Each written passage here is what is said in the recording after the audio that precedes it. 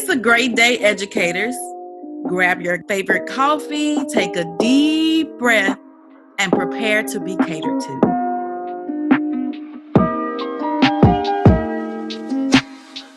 Today, we have an SMS message from our guest, Tatiana Smith. A few shows ago, we discussed SMS with Amanda Muhammad. And so we're going to talk kind of the same thing about SMS, which is stress management, mindfulness, and self-care. But we have it from a different perspective with Miss Tatiana. Tatiana empowers individuals to know that it's okay not to be okay, and that they can reclaim their true and free self. She is a licensed professional counselor and owner of T. Smith Counseling. Her passion is helping people reach freedom and wholeness in their life journey. She is an author, speaker, and the host of Talking Off the Couch, a podcast that tackles raising awareness about mental health within communities of color, mental health in pop culture, and overcoming mental health stigmas. Tatiana is here to walk alongside you as you take your journey towards a whole and free you. She received a Master's of Arts degree in professional counseling from Amberton University. She is a licensed professional counselor supervisor, and she has experience helping individuals find freedom from depression, anxiety, anger, addictions, and marital issues. Her goal is to help you uncover your true potential and lead a life that is worth celebrating. So educators, let's welcome Tatiana Smith to the show. Hi, Tatiana. How are you today? I am so good. How are you? I am doing awesome. Thank you so much for having me on. I'm so excited for you. Oh, you're welcome. Educators, I had the pleasure of meeting Tatiana at an event she had last year called Mental Health and Cupcakes, and that was amazing. It was so much information I learned from there, even though I have a background in mental health. And so I was excited about the content, the speakers, and all of that. That was an awesome event. Do you think about having that again? Actually, I am having it again. It's interesting that you asked that. I am actually in the process of solidifying everything. So it will be held again December 8th, which is a Saturday, and it's going to be held in Frisco, Texas. I know the first one was held in Dallas, and so my goal is to kind of like move them around a little bit. And so, yes, we will be having I guess that would be considered our second annual. Sounds funny saying, Right. But yes, we will be having our second annual Cupcake Mental Health, and I'm going to try to do some things different this time, but stay along the same lines of being true to what the idea was. So Awesome. It was great meeting you there. Yes, I'm making a note now because I'm going to place it on my calendar. Yes, it was a great networking event as well. Mm-hmm. Okay, Tatiana, tell us a little bit about yourself. Okay, well, kind of just to piggyback off of the information that you've already given, I am a licensed professional counselor supervisor. So I'm licensed within the state of Texas to assist people with their mental wellness and, of course, any type of mental illness that they might have. But also I work with people who might not have any mental illness at all, just more so maybe some mental stress trying to make decisions and need to talk it out loud to make that decision. And so I'm also a supervisor, which means I supervise those who have a temporary license, getting their hours for full licensure, as well as students that are currently in school working to get their degree in counseling. I am a Chicago native, born and raised. So I like all things Chicago Bears, Chicago Bulls. I know it's football season. Okay. So all things Chicago. Love that. And then I'm not your average therapist, but I think that's what makes me a great therapist. Right. You said something that you also see people that do not have any mental health issues. Mm-hmm. I was talking to someone this morning about mental health, and I think most people think, okay, if someone say I have a mental health issue or challenge, they think, oh, they're crazy. But mental health is far more than just as what we think of crazy, right? Right. Yeah. Yeah. I mean, the way I like to tell people is, you have your annual physical. That doesn't mean anything is wrong with you. You Right. just go to the doctor and make sure everything is good. Same thing with your car. You go get your oil change. Nothing's wrong with your car. You're just making sure that it keeps running.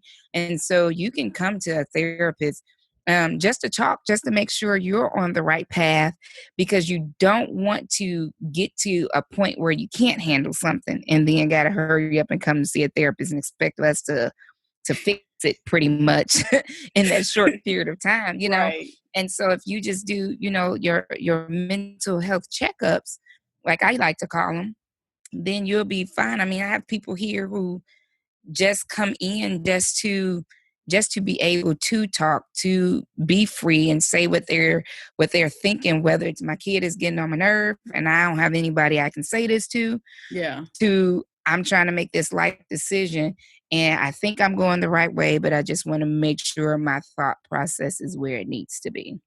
Right. Right. Great perspective. Okay, let's get into the message of the day. SMS, stress management, mindfulness, and self-care.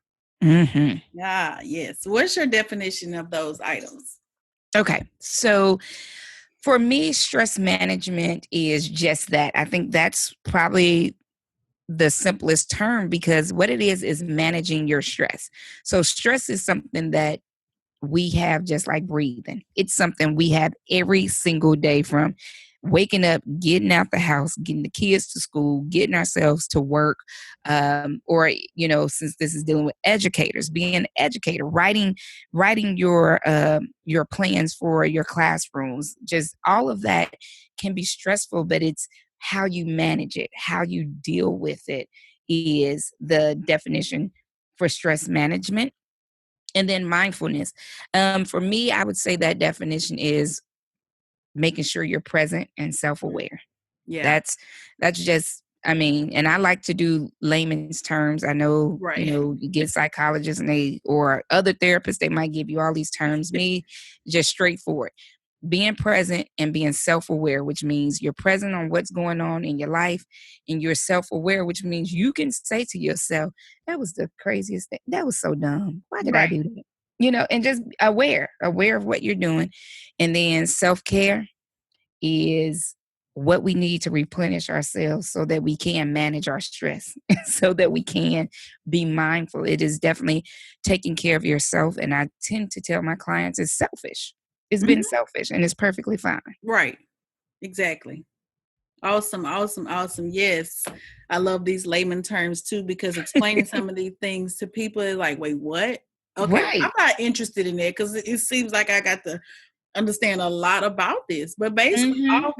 all these things, stress management, mindfulness, and self care, is just checking in with yourself. That's all it Yeah, is checking in with yourself and being honest with yourself. Because if you can't yeah, be honest with honest. nobody, you need to be honest at least with yourself. Right, right, right. So, how important is SMS to educators? Because you have that stress to carry, you have to make sure you know how to manage it. Mm, You have to, because you all are the customer service, you right, all are the quality assurance, you all are all those things.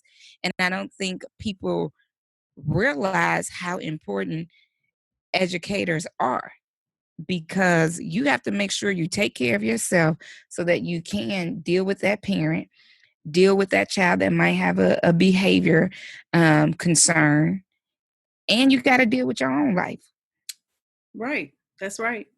That's a lot. Yeah, that's a lot.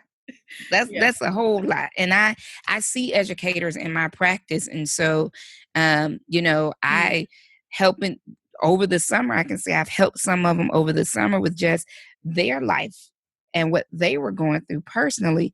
And then the closer school came, the focus shift, and they were like, okay, I got to do this and I got to set up my classroom. And now I got to go to all these trainings that I go to every single year. They're not telling me nothing different, but I got to sit in there and listen to them. yeah. And it's like, oh my gosh, like the whole shift changed. And I'm not saying that they became more stressful. The stress became different. Mm. And so it's all about, okay, now how can we start managing the stress that you're getting ready to have as an educator? Right. And then on top of that, now another stress that's added on that is the different things that are going on in the system, in the school, the shootings, and all of that. It's definitely a high time for them to practice a lot of self-care and all of that, because that can make you quit on what you're doing. Yeah. And I think that, a lot of people don't think about that. Let's just say how, with school just starting back, a lot of news outlets have been focusing on the kids and kids being afraid to go back to school, but nobody has focused on how educators are nervous about going back to school too. Right. Because they are there with these children when these things happen. And, it's just as important that because you all put your lives on the line for these children, like with all of these shootings that happen, there was always a teacher somewhere involved that was trying to protect children. Exactly. Yeah. Yeah. And then you have the stresses of their family members being worried about them because you're there. Because you don't know. Yeah. Right. Right. Yeah. So, yeah, it's very important that educators in this day and time make sure they're managing their stress properly and providing care to self. Yeah, it's very important. It replenishes you because educators pour out so much. And if you are not pouring back into yourself, then you cannot continue to pour out. Right, right. So how do you practice SMS and how often? So, well, every day. Every day I definitely have to practice self or should I say stress management. But one thing that I do is, as far as stress management goes, one thing I do is remind myself of what I have control over. So stress comes in levels. And so you have to learn to prioritize your stress. So there are things that are stressful that I can control, but then there are things that are stressful that I have no control over. And so I have to remind myself of that. So an example would be my schedule. Since I am a counselor and I have a private practice, I make my own schedule. And there are times that I look at my schedule and I have not given myself a break. I've not given myself a lunch. And I'm like, what the heck was I thinking? And then I start to say to myself, but you know what? You could control this. You did this to yourself. Right. So remember this for next time. And so I have to automatically become self-aware and say, you know what? I can control this stress. But now let's say I have 12 clients scheduled. And this is not realistic because I don't have 12 clients scheduled in a day. So let me say, how many in a day? Well, some people start early. I don't, because I like to wake up naturally, as I tell people. So for me, let's say I might have 7 clients scheduled in a day. Okay. Out of those 7, let's say 4 of them cancel. My stress has just went through the roof because now I have all these holes and these gaps, and I'm like, okay, what do I do with this time? Now, granted, I could do admin and things like that, but that is not what I had already planned for my day. Right. That's an uncontrollable stress because I cannot control if people cancel or if they show, but at the same time, I can manage how I respond to it. Okay. Yeah. Yeah. And so that's the important part. So that's where I have to do that daily. As far as mindfulness, I have to always be present. Yes. I have to always be present, not just for my clients, but just even for myself. I have to catch myself sometimes and pull myself back to the present. But I also have to be self-aware if I get into my feelings about something. I'm not Kiki. So, but right. I do get in my feelings sometimes, and I have to say now, should I be in my feelings, or am I just overdoing it a little bit? And you have to be aware. And then self-care, I try to practice that every Wednesday. So Wednesday is my off day from my practice. And I try to practice that every Wednesday, whether it's something as simple as uh, taking a walk, trying to do some exercises, or actually just sitting in the house doing nothing, like not washing no dishes, not folding no clothes, Yes. Netflixing, and just Yeah. enjoying myself. Right. I agree. I've been doing that a lot lately with my self-care. It's just doing nothing, Mhm. not having to check an email, not having to contact a client, anything, just me by myself. Yeah. Yes, awesome. And one thing that I will say about self-care that everybody needs to remember, in order to do self-care, you're going to have to set boundaries, Hmm. because Yeah, uh, it's easy to say you're going to do something, but allow other things to come in place and take you off of what you say you're going to do. yeah, And so you have to set boundaries for yourself to make sure you're going to stick with what you say you're going to do. right. That is very, very, yeah, very important. Yeah. Yeah, because we can easily have something said, and then a friend or something say, "Hey, come on, let's go do this and that," Mhm. and we forget about what we set in place. That's Right. yeah, that's so important. So, for our educators listening, what advice would you give to them? I know I've come into contact with a lot of them that say, "Okay, well, I don't have the time to do self care." Mhm. So, what advice would you give to them to place themselves on their schedule, or what active self care or stress management tools that you could provide to them to say, hey, if you at least do this one thing, you are starting out well? Well, I think one thing that you just said is put yourself on your schedule. Stop Okay. filling your schedule up with everybody else's stuff. And I say that more so and when it comes towards your personal life. Mm-hmm. I mean, I do know educators who will be at school all day, and I understand that that's important. But at the same time, you have to become important. And understand that self-care does not mean going to get your hair done, going to Exactly. get your pedicures or a massage or anything like that. Um, because after a while that becomes maintenance. That doesn't become self-care. But I had another therapist counterpart of mine that did a self-care challenge, and she put on there things that you can do for self-care that people probably would not think of. And Mm-hmm. she has simple things as rearrange your home, Yeah. cook your favorite dish, buy yourself flowers, take a walk, drink at least 8 glasses of water. Like for me, that I don't drink water, so that would be a big one for me. Right. Right. Um, Make sure you try to get at least 8 hours of sleep at some point during the week. Um, love on yourself. Hmm. Have a dance party. Find a Yeah. theme song for yourself. Right. Things that will not take a lot of your time, but can replenish you and make you feel good. And so that's one of the things I would say definitely when it comes to I don't have time to take care of Mm-hmm. myself. Um, one, make time to Right. understand that self care does not have to be something drastic. I mean, Exactly. something as simple as unsubscribing to junk emails, Oh, yes. Yes. Yes. stuff that just clutters your life up, you know? Um, that and then as far as stress management goes, understand to focus on those things that you can control Mm-hmm. and not so much relinquish, but cut your worry on things that you cannot control. Right. Because I mean, that's major. And 9 times out of 10, the things that we stress over the most are gonna be bills. Exact. True. Yeah.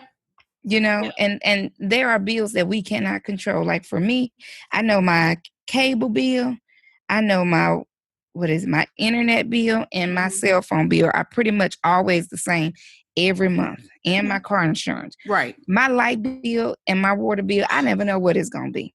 Exactly. And so it's like I can't sit here at the beginning or in the middle of August worried, stressed about what September's bill gonna look like, because I'm Exactly. not gonna know. Exactly. It could be a surprise and it could be a blessing. which means very low, or it could be it could be a now whose house was using that much Right. electricity? You Right. know? They mixed up these bills. Yeah. Yes, we quick be like, they mix up. This is not my bill. I need you to come back out and check my meter.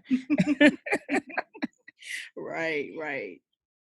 But those are the main things that I would do. And another thing for educators is constantly remind yourself why you got into the field. Mm, That will help you with your mindfulness, because I'm not an educator as far as within the schools system, but I have educators in my family. mm, And so I hear what you all go through. mm. And with all the changes that happen, and it seems like they just put more and more and more and more on teachers, or educators, should I say, depending on, if you're lower level, upper level, things Right. like that. But you all got into the field for a reason. Exactly. And you have to remind yourself of what that is and what that passion is and what that purpose is. And so that is definitely something that I would say will help you with that mindfulness, as well as with that stress management. So affirmations pretty much about why you did what you did. So, do you have any upcoming events that you would like to share with everyone? Well, of course, it's not upcoming because it's in December, but I will be hosting my Cupcakes and Mental Health event in, as I stated, December 8th, and that will be located in Frisco, Texas. So if you are in the area, please, come by, and we would love to have you. And basically what the Cupcakes and Mental Health is just a open space to where we have a panel of therapists of different levels, meaning psychologists. We've had marriage and family therapists, and they just come out and we kind of just talk about mental health in general to help break or remove stigmas. But then we also give those who are there room to be able to ask questions and get understanding, of just what mental health is and how important it is, and why it's important, and just to answer those questions. And my goal is to have a keynote speaker this time that can speak on something specific. Mm-hmm. And so would love for you all to come out to that. I will have some books coming out probably within the next month or so.